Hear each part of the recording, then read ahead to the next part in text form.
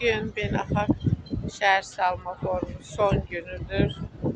Sanki insanlar bir gözəl istirahət yer tapıb həm iştirak edirlər, həm də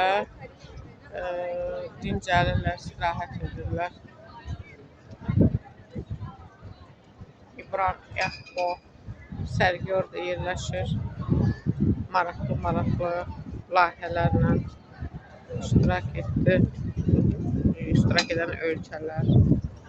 Bizim xalça toxucularımız xalça toxuyurlar. Araqçınlar yenə başdadır. İstiyorsanız benim teksin. Gəncə toxucularıdır. Gəncələr. Baxın, Ağçalağayı, Gəncə Çalağayı. Bunu da qədim dövrdə elə Gəncə Çalağayısı deyirdilər. Gəncəlilər Çalağayısı. Burada sanki doğrudan da insanlarımız bir maraqlı yer tapıb və dincəlir, rəngarəng. İncəsənətlə, mədəniyyətlə bütün dünyanın incəsənəti, mədəniyyəti, xalqların yeni şəhərlərlə, şəhərlərin özünün yeni məkanları ilə tanış olurlar. Hər bir şey quraşdırılıb burada. Uşaqlar üçün də istirahət yerləri və bu Dünya Şəhər Forumu Azərbaycanda ümumiyyətlə belə beynəlxalq forumlar tez-tez keçirilsə, insanlarımızın o qədər də marağı Avropaya məncə olmaz. Çünki zaten elə bizim də insanlarımızın inkişafı Avropaya doğru gedir. Konserde gitmiştik.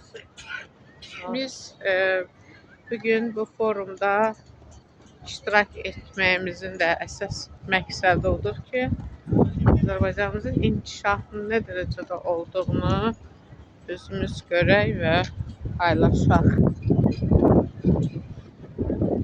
Dəyərli media, müasir medianın izləyiciləri, ümumi şəkildə biz forumları sizə göstəririk. Hansı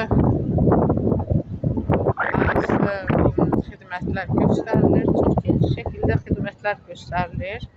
Zaten biz bundan məlumatlıydıq, çünki COVID-29 Azərbaycanda keçirildiyinə görə və bir neçə forumlar Azərbaycanda keçirildiyinə görə biz artıq Azərbaycanlılar bunu öyrəşmişik.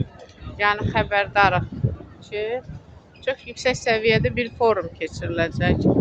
Xüsusən də dünyadan gələn insanların diqqətini Azərbaycanın forumda necə iştirak etməsi göstərir.